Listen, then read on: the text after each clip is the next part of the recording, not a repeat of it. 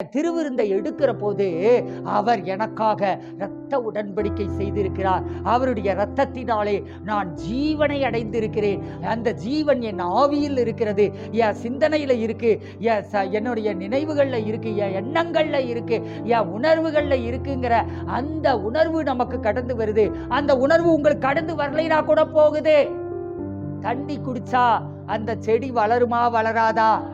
அது மாதிரி நீங்க திருவிருந்தை எடுக்கிற போது திருவிருந்தை பத்தி தெரியுதோ தெரியலையோ, அதனுடைய நன்மை உங்களுக்கு கிடைக்குமா கிடைக்காதா? கரண்ட் உங்களுக்கு அது சுவிட்ச் போட்டா எரியுங்கிறது தெரியுதோ தெரியலையோ? சுவிட்ச் போட்டா எரியுமா எரியாதா? மேல இருந்து குதிச்சா கால் உடையுங்கிறது தெரியுதோ தெரியலையோ? மேல இருந்து குதிச்சா உடையுமா உடையாதா? உடையும் இல்லையா? அப்போ ஒவ்வொன்றுக்கும் ஒரு லா இருக்குது இல்லையா? ஒவ்வொன்றுக்கும் ஒரு சட்டத்தின்படி, அது விதியின்படி அது இயங்குது இல்லையா? அதே மாதிரி தான் நம்மளும் என்ன செய்கிறோம் அப்படின்னா, இயேசு கிறிஸ்துவின் இரத்தத்தினாலே ஆவியில் ஜீவனை அடைந்திருக்கிற நாம் நம்முடைய சரீரத்திலும் நம்முடைய சிந்தை சித்தம் உணர்வுகளிலும் எப்பொழுதும் நாம் ஜீவனோடு கூட இருக்கிறோம். அதனால அந்த ஜீவ அப்பத்தை நாம் புசித்து பானம் பண்ணுகிற போது, அல்லது இயேசு கிறிஸ்துவின் இரத்தத்தையும் சரீரத்தையும் குறித்து நாம் நினைவு கூர்ந்து கொண்டே இருக்கிற போது நாம் அவரிடத்தில் வருகிறோம். ஹல்லேலூயா. கையில நீங்க என்ன வச்சிருக்கிறீங்க? ஒரு கேக்கு வச்சிருக்கிறீங்க. என்ன வச்சிருக்கிறீங்க? கேக்கு வச்சிருக்கிறீங்க. குழந்தைய பார்த்து என்ன சொல்றீங்க? கேக்க வச்சுக்கிட்டு, நீ என்கிட்ட வந்தா தான் உனக்கு இந்த கேக்க தருவேன் அப்படின்னு சொல்றீங்க. அந்த குழந்தை உங்ககிட்ட வரணுங்கிறதுக்காக வரல. எதுக்கு வருது? அது அந்த கேக்குக்காக உங்ககிட்ட வருது. அதை தூக்கி மடியில வச்சுக்கிட்டு நீங்க என்ன பண்றீங்க? அதை கொஞ்சி மகிழ்ந்துகிட்டு அதுக்கு ஊற்றுறீங்க இல்லையா? அது மாதிரி இந்த இயேசு கிறிஸ்துவின் அப்பமும் அந்த சரீரமும் இரத்தமும் இருக்குது பார்த்தீங்களா? இது எதற்காக சபையில அடையாளமாக கொடுக்கப்பட்டது? ஒரு பண்ணையும் ஒரு திராட்சை ரசத்தையும் நாங்கள் எதுக்காக கொடுக்கிறோம்? அல்லது அந்த ரவுண்டா ரெடிமேடா விற்கக்கூடிய அந்த சின்ன திருவிருந்துக்கான அந்த அப்பத்தையும் அந்த ரசத்தையும் எதுக்காக கொடுக்கிறோம் அப்படின்னா, அதை கொடுக்கிற போது உங்களை அப்படியே அவரிடத்துல இழுத்து கொள்ளுகிறோம். ஹல்லேலூயா. அவரிடத்துல நீங்கள் இழுக்கப்படுவதற்காகத்தான், பிதாவாகிய தேவனிடத்தில் நீங்கள் இழுக்கப்படுவதற்காகத்தான், இயேசுவினிடத்தில் நீங்கள் இழுக்கப்படுவதற்காகத்தான் திருவிருந்துங்கிற ஒரு கான்செப்டையே, ஒரு சத்தியத்தையே ஆண்டவர் இந்த வேதாகமத்தில் வைத்திருக்கிறார். ஹல்லேலூயா. அப்போ நாம என்ன செய்கிறோம்? அவரே ஜீவாப்பமாய் இருக்கிறார். அவரிடத்துல வர்றவங்க அந்த அப்பம் இருக்குது பார்த்தீங்களா? நீங்க திருவிருந்து ஆராதனைக்கு வர்றது இயேசுவினிடத்திலேயே வர்றீங்க. ஹல்லேலூயா. யார்கிட்ட வர்றீங்க? இயேசுவினிடத்திலேயே வர்றீங்க. சரி, ஓகே. இப்போ இந்த திருவிருந்து ஆராதனைக்கு நீங்க வருகிற போது என்ன நடக்குது அப்படின்னா, அப்படின்னா நான் திருவிருந்து ஆராதனைக்கு வந்தா தான் நான் இயேசுவின் இடத்துல வர்றேனா, மற்ற டைம் எல்லாம் நான் இயேசுவின் இடத்துல வரலையா அப்படின்னு சொல்லி கேட்டீங்கன்னா, நீங்க இந்த திருவிருந்தின் மூலமாக நீங்க என்ன செய்றீங்க? ஒவ்வொரு முறை திருவிருந்து எடுக்கிற போதும் இந்த இரத்தம் எனக்குள் ஜீவனை உண்டாக்குகிறது, இந்த சரீரம் எனக்குள் ஜீவனை உண்டாக்குகிறதுங்கிறத என்னை நினைவு கூறும்படிக்கு இதை நீங்கள் செய்யுங்கள். ஹல்லேலூயா. என் பாவத்திற்காக, எனக்காக, என்னுடைய தண்டனைக்கான அந்த விலை என்ன பண்ணப்பட்டு விட்டது? ஒரே முறை சிலுவையில் செலுத்தப்பட்டு விட்டது. இப்போ நான் குற்ற உணர்வோடு வாழ வேண்டிய அவசியமில்லை. நான் 30 பாயிண்ட் உங்களுக்கு ரத்தத்தை குறித்து போதிப்பேன் பார்த்தீங்களா? அந்த 30 காரியங்களை, அதுக்குள்ள அடங்கி இருக்கக்கூடிய 300 காரியங்களை ஆண்டவர் என் வாழ்க்கையில் செய்திருக்கிறார்ங்கிறத நீங்க நினைவு கூறுகிற போது என்ன ஆகுது? ஆண்டவரிடத்துல நீங்க வருகிறீர்கள். அப்படி வந்து நினைவு கூறுகிற போது என்னிடத்தில் வருகிறவன் ஒரு காலும் பசி அடையான். என்ன அடைய மாட்டா? என்ன அடைய மாட்டா? ஆவியில பசி வராது. ஹல்லேலூயா. சிந்தனையில பசி வராது, சித்தத்துல பசி வராது, உணர்வுகள்ல பசி வராது, சரீரத்துல பசி வராது. ஹல்லேலூயா. ஒரு நாளும் பசி அடையான். என்னிடத்தில் விசுவாசமாய் இருக்கிறவன் ஒரு காலும் தாகம் அடையான். ஹல்லேலூயா. அப்ப அவரிடத்துல விசுவாசமாய் இருக்கிறவன் என்ன பண்ண மாட்டான்? தாகம் அடையவே மாட்டான். ஹல்லேலூயா. அப்படின்னா என்ன அர்த்தம் அப்படின்னா, எனக்கு இது வேணும் அது வேணும் அப்படி நம்ம வாழ்க்கையில இது நடக்கலையே அது நடக்கலையேன்னு பல அதிருப்திகள் வருது பார்த்தீங்களா? அப்போ திருவிருந்து எடுத்தீங்கன்னா உங்களுக்கு அதிருப்தி எல்லாம் மாறிடும். ஹல்லேலூயா. அப்ப என்ன ஆயிரும்? திருவிருந்துல பங்கு கொள்ளுகிற போது மனசு நல்லா இல்லைன்னு சொல்றியா? திருவிருந்தை எடுத்துட்டு நீங்களே வீட்டில் அப்பத்தையும் திராட்சை ரசத்தையும் நான் உங்களுக்கு அந்த அதிகாரத்தை கொடுக்கிறேன். நம்ம சபை விசுவாசிகளுக்கு நான் அதிகாரத்தை கொடுக்கிறேன். உங்களுக்கு என்னதுங்க? உங்களுக்கு மனசு நல்லா இல்லையா? மனசு நல்லா இல்லாத நேரத்தில் என்ன பண்ணுங்க? அப்பத்தை எடுத்துக்கோங்க, திராட்சை ரசத்தை எடுத்துக்கோங்க. இது என்னுடைய சிந்தனையில பாய்ந்தோடுகிறது. அந்த கிறிஸ்துவின் ஜீவன் என் சிந்தனையில் பாய்ந்தோடுகிறது, என் எண்ணங்களில் பாய்ந்தோடுகிறது, என்னுடைய விருப்பங்களில் பாய்ந்தோடுகிறது, ஆசைகளில் பாய்ந்தோடுகிறதுன்னு சொல்லிக்கிட்டே நீங்க திருவிருந்தை எடுங்க. உங்க சிந்தனையை தொடுகிற ஆவிகளுக்கு அதிகாரம் இல்லை. இயேசுவின் இரத்தத்தினாலே அந்தகார ஆவிகள் விலகி ஓடிவிடும். உங்க மனசு அப்பப்ப கவலைக்குள்ளாகுதே, உங்க மனசு அப்பப்ப வேதனைப்படுதே, உங்க மனசு அப்பப்ப போராட்டத்துக்குள்ளாகுதே. காரணம் நாம சொல்லுவோம், இந்த ஆளு அந்த ஆளு, இந்த புள்ள அந்த புள்ள அப்படின்னு சொல்லுவோம். இந்த பிள்ளையும் இல்லை அந்த பிள்ளையும் இல்லை, பிள்ளை அது பிசாசு. ஹல்லேலூயா. அப்ப பிசாசு தான் என்ன பண்ணுது? நம்மளுடைய மனசை அது என்ன பண்ணுது? தடுமாற வைக்கிறது.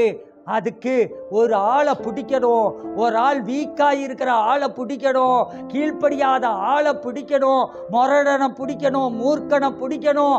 அவங்கள பிடிச்சிக்கிட்டு என்ன பண்ணுது? அவங்க சிந்தனையை போய் தொட்டு அது என்ன பண்ணுதுங்க? நம்மளை ட்ரிகர் பண்ணுறதுக்கு பார்க்குது. அப்போ நாமளும் என்ன பண்ணுறோம்? உங்களுடைய போராட்டம் மாம்சத்தோடும் இரத்தத்தோடும் அல்ல.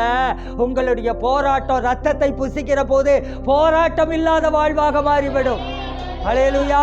அப்போ நம்ம போராடுகிறோம். எதுல போராடுகிறோம்? உங்களுடைய போராட்டங்கள் மாம்சத்தோடும் இரத்தத்தோடும் அல்ல. ஹல்லேலூயா. நம்ம மாம்சத்தோடு இரத்தத்தோடு நம்ம போராடி பார்க்கிறோம், ஜெயிக்கவே முடியாதுங்க. இப்போ நம்ம என்ன செய்யலாம்? நம்ம ஆண்டவரே எனக்கு மனசே நல்லா இல்லை, உடம்பு சரியில்லைனா, காய்ச்சல் வந்துச்சுன்னா உடனே என்ன போடுறீங்க? என்ன போடுறீங்க? டோலோ. என்ன போடுறீங்க? டோலோ போட்டுட்டு லோன்ட்டு நம்ம அலைஞ்சிக்கிட்டு இருக்கிறோம். ஹல்லேலூயா. டோலோ போடக்கூடாது. அதுக்கு பதிலாக என்ன பண்ணுங்க? திராட்சை ரசமே இயேசு ராஜா. ஹல்லேலூயா. அப்போ திராட்சை ரசத்தை எடுத்துக்கோங்க, அப்பத்தை எடுத்துக்கோங்க. அப்பத்தையும் திராட்சை ரசத்தையும் எடுத்துக்கிட்டு நீங்க புசித்து பானம் பண்ணுகிற போது என்ன வந்துடுதுங்க? அந்த வியாதிகள் எல்லாம் நம்மை விட்டு விலகி விடுகிறது. ஹல்லேலூயா. சரி, அப்போ அவருடைய ரத்தத்தை புசித்து பானம் பண்ணுகிற போது மனசு நல்லா இல்லையா, உடம்பு நல்லா இல்லையா, எது நல்லா இல்லை, அந்த நேரத்தில் உங்களுக்கு தெரியணும், என் சரீரத்தில் ஆண்டவர் என்ன பண்ணியிருக்காரு? ஜீவனை உண்டாக்கி இருக்கிறார். மனசுல ஆண்டவருடைய ரத்தம், அவருடைய சரீரம் எனக்குள்ள ஜீவனை உண்டாக்கி இருக்கிறது, என் ஆவியில ஜீவனை உண்டாக்கி இருக்கிறது. இப்போ பிசாசு என்னை தொட முடியாது. ஹல்லேலூயா. ஆதாம் ஜீவாத்மாவாவே இருந்த வரையிலோ அவனை என்ன தொட முடியலைங்க? வியாதி தொட முடியல. தோட்டத்துல வியாதி இருந்துச்சா? அவங்க வியாதி அடைஞ்சாங்களா? பலகீனம் அடைஞ்சாங்களா? எதுவுமே இல்லைங்க. கவலை இருந்ததா? பயம் இருந்ததா? தோட்டத்துல பயம் இருந்தது. எப்ப பயம் இருந்தது? அவன் பாவத்துல விழுந்ததுக்கு அப்புறம் பயம் இருந்தது. ஹல்லேலூயா. அப்போ இது எல்லாமே என்னதுங்க? தோட்டத்துல ஆவி, ஆத்துமா, சரீரம் எல்லாத்துலயும் ஆரோக்கியம் இருந்ததுங்க.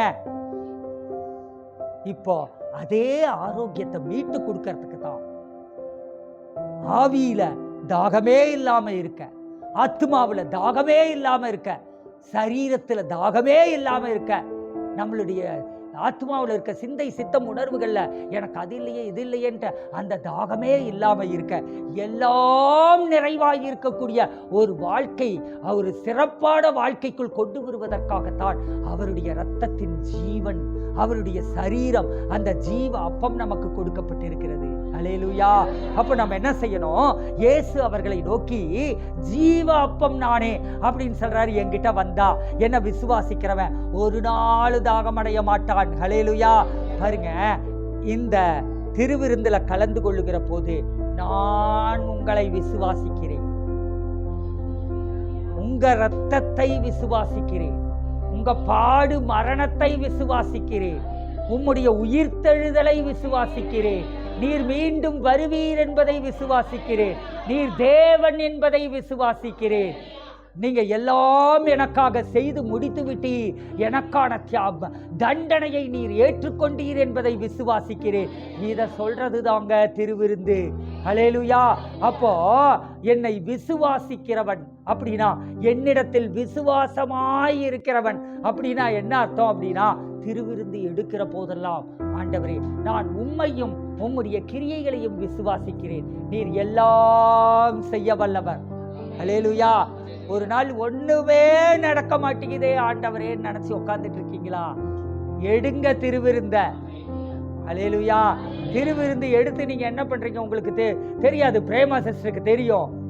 பினோ பிரதரு அவருக்கு ஹாஸ்பிட்டல் அட்மிட் ஆகி அவருக்கு வயிற்றுல லிவரா லங்ஸா என்னதுங்க, லிவர் தானே, கிட்னி, அவருக்கு கிட்னி என்னாச்சுங்க, கிட்னியே செயலிழந்து போயிருச்சு.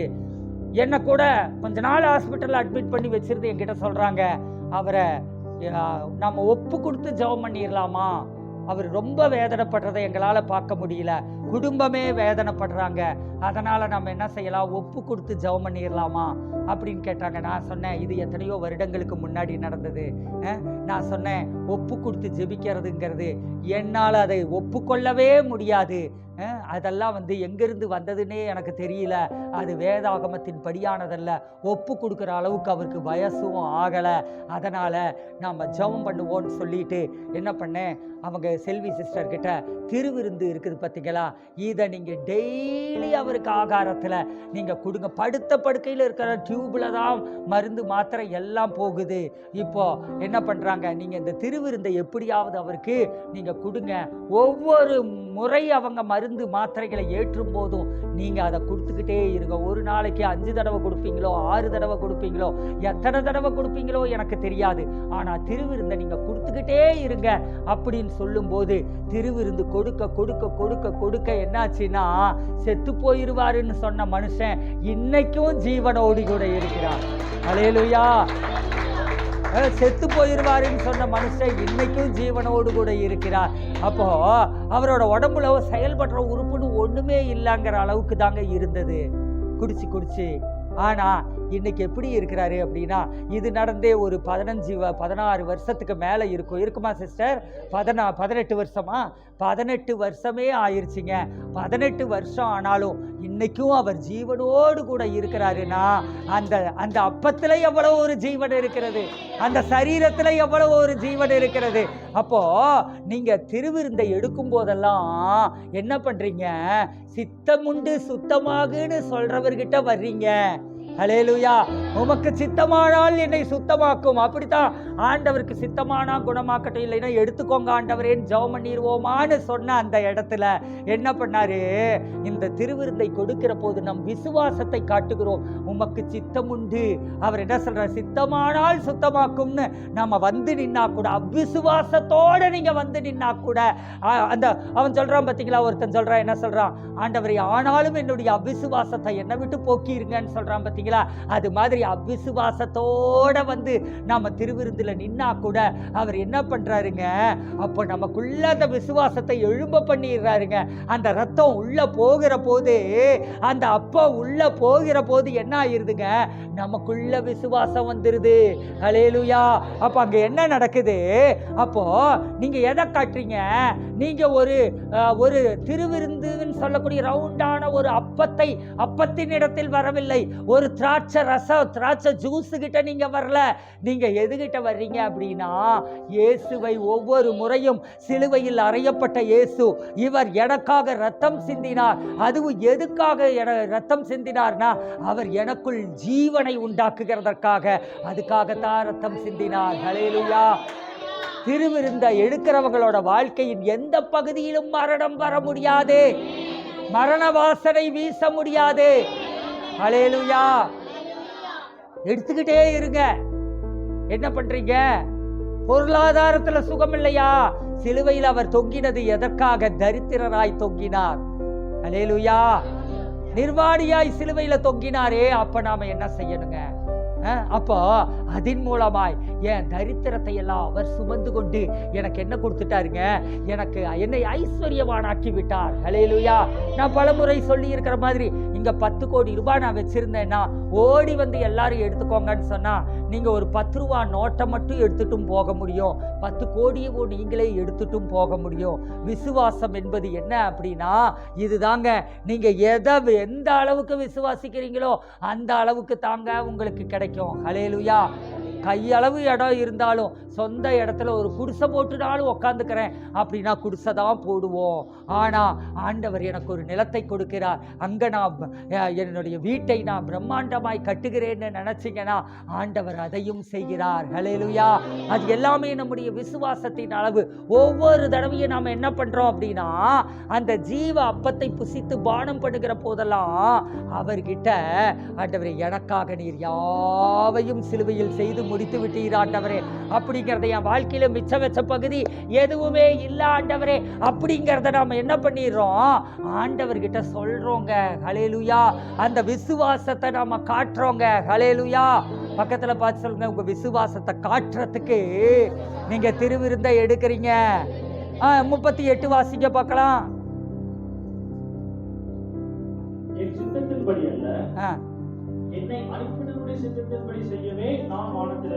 பாருங்க, அவர் வானத்திலிருந்து இறங்கி வந்தாரு.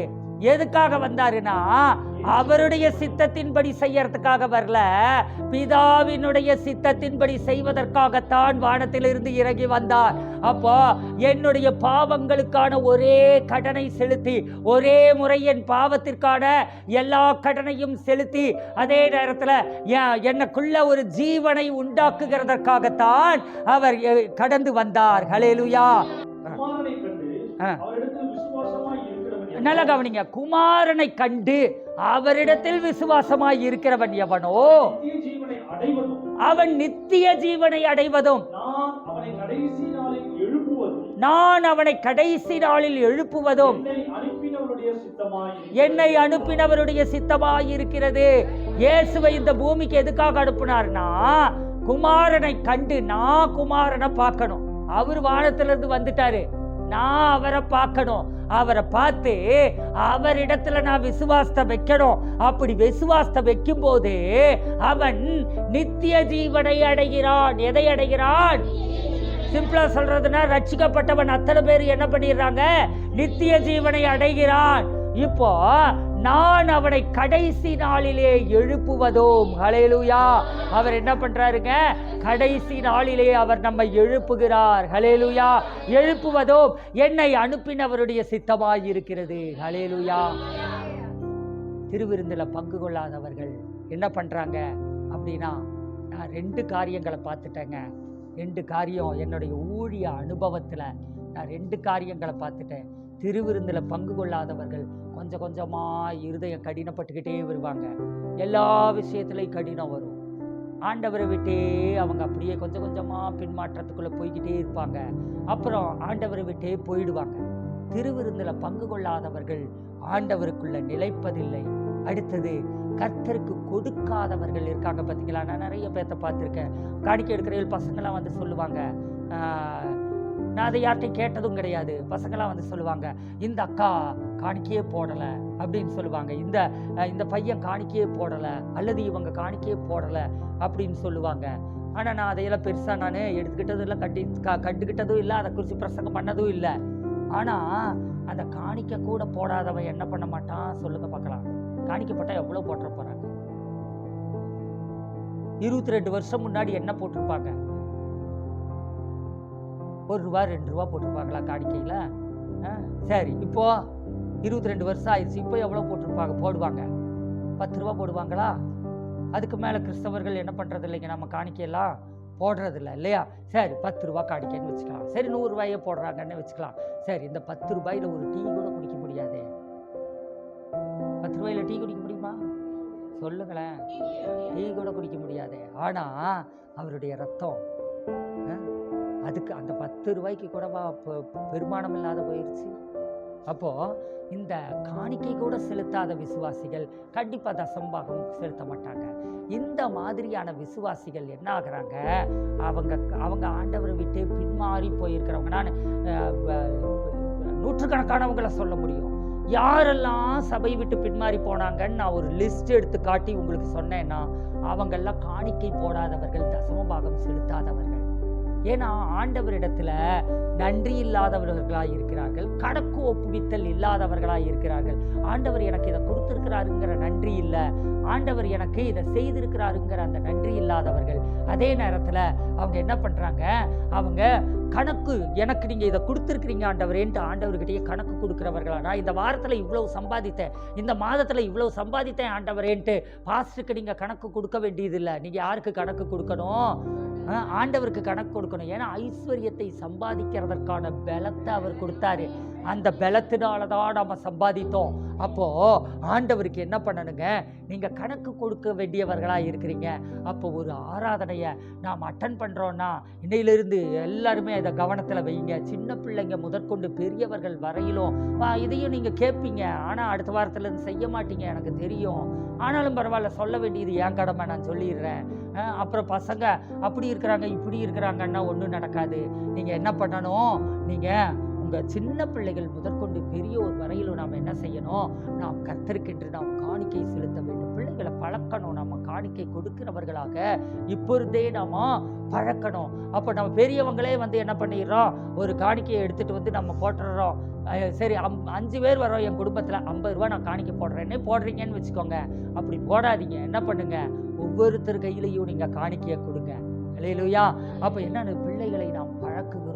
இப்போ காணிக்கை போடாதவர்கள் அவங்க என்ன ஆயிடுறாங்க, அவங்க பின்மாற்றமாய் போய்விடுகிறார்கள். இப்போ திருவிருந்து எடுக்காதவர்கள் என்ன பண்றாங்க, அவங்க நித்திய ஜீவனை அடைந்திருந்தாலும் அவங்க என்ன பண்ணிடுறாங்க, அப்படியே திருவிருந்து எடுக்காமையே இருந்து கடினப்பட்டு, காணிக்கை கொடுக்காமையே இருந்து கடினப்பட்டு அப்படியே ஆண்டவரை விட்டே போயிடுறாங்க. இப்போ அவங்க பெற்றுக்கொண்ட அந்த நித்திய ஜீவனை இழந்துட்டாங்க. இப்ப பாருங்க, நித்திய ஜீவனை அடைவதும் நான் அவனை கடைசி நாளில் எழுப்புவதும் என்னை அனுப்பினவருடைய சித்தமாய் இருக்கிறது. அவர் என்ன பண்றாரு, நித்திய ஜீவனை அடைவதும், ஒருத்தர் ரட்சிக்கப்பட்டுட்டான், நித்திய ஜீவனை அடைஞ்சிட்டான், அழிவில்லாத ஜீவனை அடைஞ்சிட்டான் அப்படின்னா அவன் பரலோகத்திற்கு போகிறதுக்கு தகுதி ஆயிட்டான். இப்போ அவன் என்ன பண்றான், பரலோகத்துக்கு போகிறதுக்கு தகுதி ஆயிட்டான். ஆனா தொடர்ந்து அவன் திருவிருந்து எடுக்கல. அடுத்தது 2வது அவன் என்ன பண்ணல, தொடர்ந்து அவன் காணிக்க கொடுக்கல. இந்த மாதிரி எல்லாம் அவன் இருக்கிறான். இப்படி இருக்கும்போது அவன் என்ன ஆகிறான் அப்படின்னு பார்த்தீங்கன்னா, அவன் பின்மாற்றமா போயிட்டானா, சொல்லுங்க பார்க்கலாம். பின்மாற்றமா போயிட்டானா? சரி, இப்போ பின்மாற்றமா போனதுக்கு அப்புறம் அவன் செத்து போயிட்டான். என்ன ஆயிட்டான், செத்து போயிட்டான். இப்போ நீங்க செத்து போறீங்க, என்ன ஆகுறீங்க, ஞாயிற்றுக்கிழமை மதுமா நல்ல வார்த்தை வராது அவங்க வாயிலாங்கிறீங்களா? எல்லாரும் ஒரு நாள் என்னதான் பண்ண போறோம், சாவத்தான் போறோம். இப்போ ஒரு விசுவாசியும் சாகிறான், பின்மாற்றம் அடைந்து விழுந்து போன விசுவாசியும் சாகிறாங்க. இப்போ என்ன நடக்குது, இந்த ஆண்டவருக்குள்ளேயே இருந்து செத்த விசுவாசி, கடைசி வரையில திருவிருந்து எடுத்துட்டே இருந்த விசுவாசி, அவருடைய ஜீவனை அவனுடைய வாழ்வின் எல்லா பகுதியிலும் பார்த்த விசுவாசி, அவன் என்ன பண்றான், அவனை கடைசி நாளில் நான் எழுப்புவேன். அடேங்கப்பா, பரலோகம் போறதுக்கு உங்களுக்கு தான் மொதல் டிக்கெட் கொடுக்கணும். அவனை என்ன பண்றாரு, கடைசி நாளில் அவர் என்ன பண்றாருங்க, அவர் எழுப்புறாரு. ஹல்லேலூயா. கடைசி நாள்ல அவனை உயிரோட எழுப்புறாரு. ஆனா ஆண்டவரை ஏற்றுக்கொண்டிருந்து 15 வருஷம் வந்திருக்கட்டும், 20 வருஷம் வந்திருக்கட்டும், 30 வருஷம் வந்திருக்கட்டும், நான் ஒரு ஊழியக்காரரோட பேரை சொல்ல விரும்பல. அவர் என்ன பண்ணாருன்னா, கிட்டத்தட்ட எத்தனையோ வருஷங்கள் ஆண்டவருக்கு வல்லமையாய், டிஜிஎஸ் தினகரனுக்கு முன்னாடி எல்லாம் ரொம்ப பவர்ஃபுல்லா ஊழியம் பண்ணிட்டு இருந்தாராம். ஆனா அவர் என்ன பண்ணாரு, கடைசி காலங்கள்ல அவர் பின்மாற்றமாய் போய்விட்டார். இப்போ அவர் மரித்து அந்த கல்லறையில அவரை போய் கும்பிட்டுக்கிட்டு இருக்கிறாங்கன்னு சொல்லி பார்க்கிறோம். அப்போ அந்த மாதிரி ஒரு காரியம் அப்போ என்னாச்சு அப்படின்னா, அவ்வளவு பெரிய காரியங்களை ஆண்டவருக்காக அவர் செய்திருக்கலாம். ஆனா மரித்ததுக்கு அப்புறம் என்ன இருப்பாரு அப்படின்னா எனக்கு தெரியல. ஒருவேளை கடைசி செகண்ட்ல கூட அவர் என்ன பண்ணியிருக்கலாம், மனம் திரும்பி இருக்கலாம். ஆனா ஒருவேளை அவர் மனம் திரும்பாமையே அவர் இறந்திருந்தாருன்னா அப்ப என்ன இருக்குங்க, அவரு பரலோகத்திற்கு கடந்து போக முடியாது, நரகத்துக்கு தான் அவர் கடந்து போக வேண்டியதா இருந்திருக்கும். சரி, ஓகே. கடைசி நாளில் அவர் என்ன பண்றாருங்க, அவருக்கு அந்த நித்திய ஜீவனோடையே வாழ்றவன் அவனை கடைசி நாள்ல அவர் எழுப்புறாரு. எழுப்புவதும் என்னை அனுப்பினவருடைய சித்தமாய் இருக்கிறது. கவனிங்க, பிதா எதுக்காக என்ன வானத்திலிருந்து இறங்கி வருகிற அப்பமாக அனுப்பினார் அப்படின்னா, அவரை கண்டு, இயேசுவை கண்டு அவரிடத்துல விசுவாசமாய் இருக்கிறவன் எவனோ அவனுக்கு நித்திய ஜீவனை கொடுத்து, அவன் செத்ததுக்கு அப்புறமும் கூட அவனை கடைசி நாள்ல உயிரோடு எழுப்புறதுக்கு தான் அவர் அதை செய்தார். ஹல்லேலூயா.